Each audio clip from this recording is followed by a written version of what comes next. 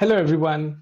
Welcome to Data in 10, where we unpack big ideas in data analytics and AI, all in under 10 minutes. My name is Anurag, and I'm joined today by my co host, Medha. Today, we are going to talk about the humanistic side of data. How do we connect with it, learn from it, and protect it? And joining us in is Pranav Sharma, consultant at ZS Associates who work with healthcare and pharma clients in the technology sector. He's here to show how data shapes real world decisions and why the human touch in the data is so significant. Thank you, Anurag and Medha, for having me, and really happy to be a part of your podcast. Brilliant. Welcome, Pranav. We are very happy to have you as well. Let's start with your personal story. What first drew you towards the world of data, and what has made you stay?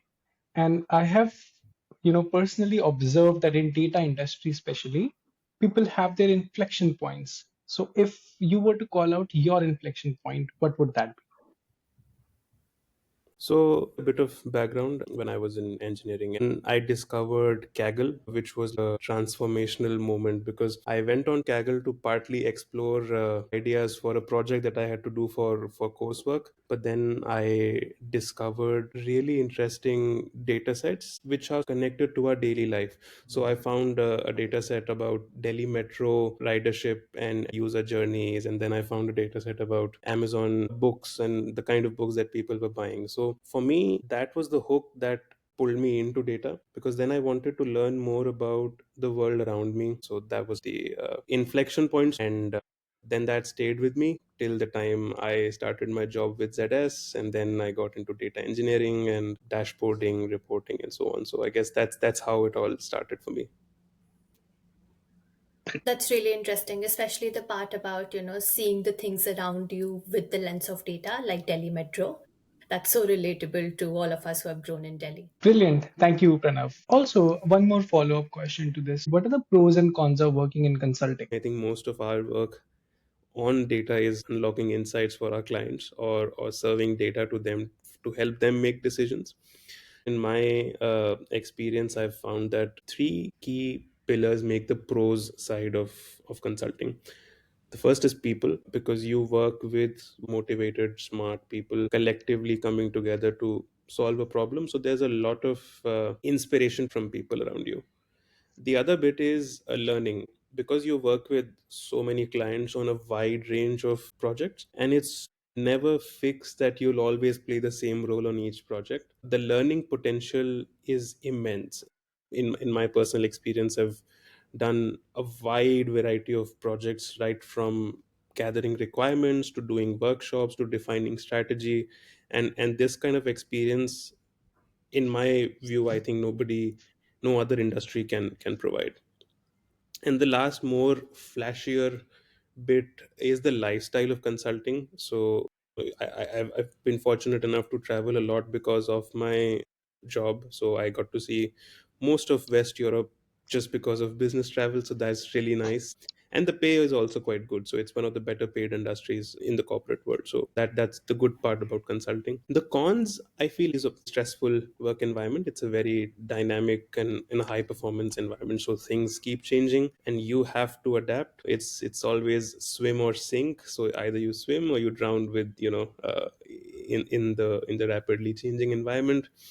And with that, there's a bit of work life, or the lack of work life balance. Things do come up at short notice and they have to be done, which means 12 to 14-hour work days are not unheard of, pretty common at points. So yeah, that's the cons, I would say. But feels like you do enjoy working in consulting, Pranav. If given a chance, would you want to try another industry or you would pretty much want to stay in consulting? That's a that's an existential question I ask myself pretty often. Haven't decided on the answer just yet. For now, consulting feels good. You said that you work with a lot of healthcare professionals, and I'm sure all the stakeholders that you work with don't necessarily have the data expertise. So, how do you make the data or the analytics that you do relatable to the people who don't speak that technical language? Hmm. That's something that I find myself doing quite often at my job. And what I've discovered is the key is to explain people what is it that is happening around them that is generating that data.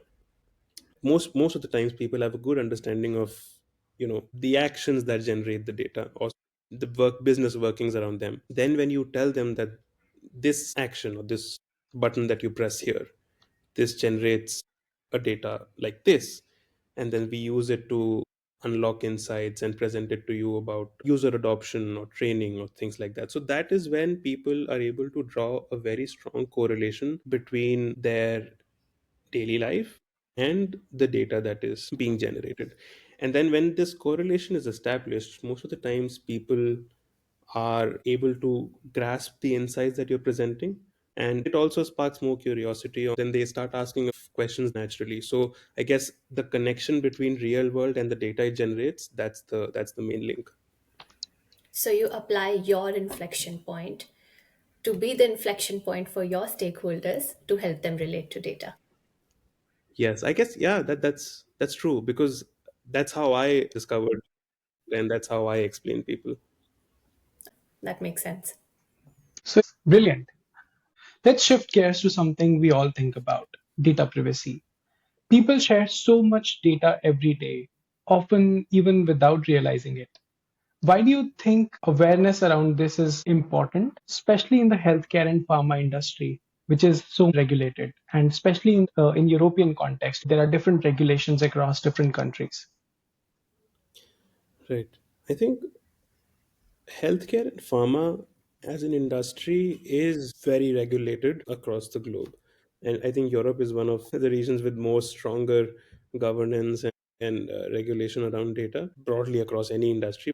What sort of more drives my interest or my concern is more data privacy awareness between common people like you and I, or our parents, right, who are very far away from this whole conversation and this topic. And the reason for this is we generate so much information and so much data on a daily basis without even realizing that we're doing so. So for example, when we use Google Maps, it tracks where we started from, where we went, and we even save our addresses as, this is where we live, this is our workplace, and we do this commute every day. So it builds a profile of you there. And the tracking and the capturing is not the problem. The problem is how it's used against you, or used to create a profile of you, which is then used for digital targeting of advertisements, of news, and that can even shape opinions.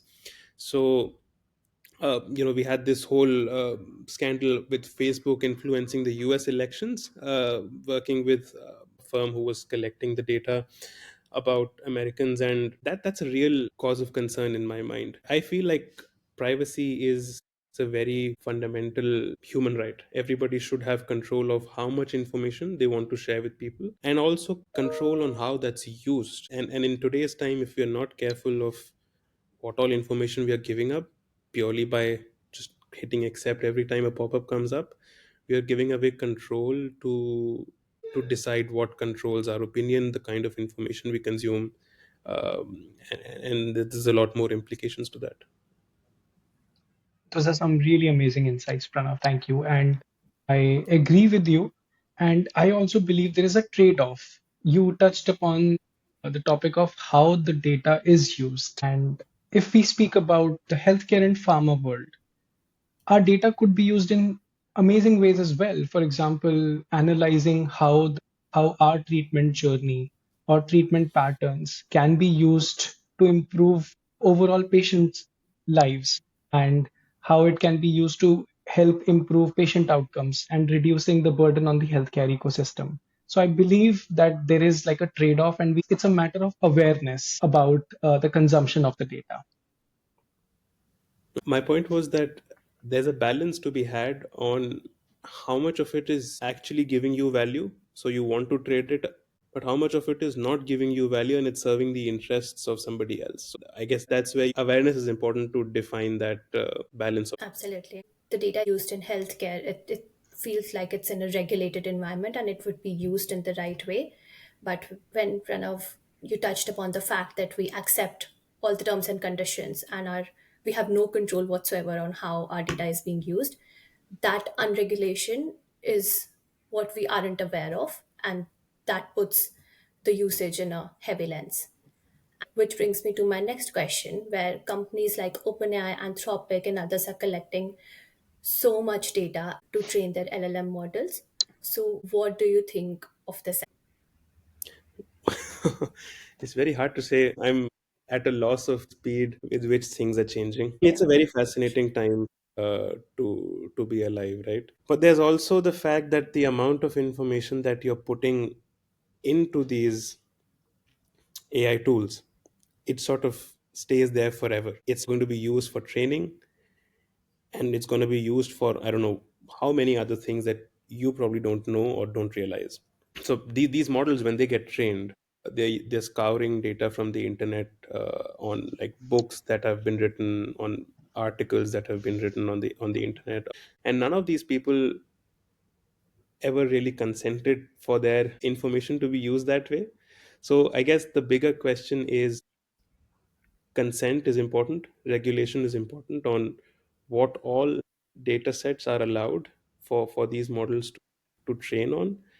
And a more recent example that I can think of to give is, we had this ChatGPT Ghibli style trend a couple of months back, right? People were putting in Yeah. God knows what kind of images into to Hmm. ChatGPT, and of course, you got a very nice artistic uh, picture as an outcome of that. But now that personal picture of yours is in the AI ecosystem. It's stored on a cloud server somewhere, probably even visible for a human review sometime somewhere if something doesn't go right. So that is where I personally draw the line of how much I want to share about my own life into these AI systems, where their processing is a black box to me. I think those are really interesting insights, and it's very important to talk about these as well so that the common man is more and more aware of it and conscious of how they are allowing the companies to use their data. Yes. Yes. Ethics in AI is a really important topic. One thing that we can summarize about today's world is that we cannot simply put this AI transformation into a positive or a negative horizon, but it's something that is really powerful, something that we can't ignore. And AI ethics definitely will be really, really important topic in the future. Yep. Well, thank you so much, Pranav. This has been an amazing conversation, and you shared some amazing insights about different areas about data, technology, and AI, and how it traverses through our world. Thank you so much. Thanks again, Pranav, for joining us today. And to our listeners, if you enjoyed this episode, please subscribe, share, and follow Data Intent for more conversations like this. Until next time, stay curious and stay data driven.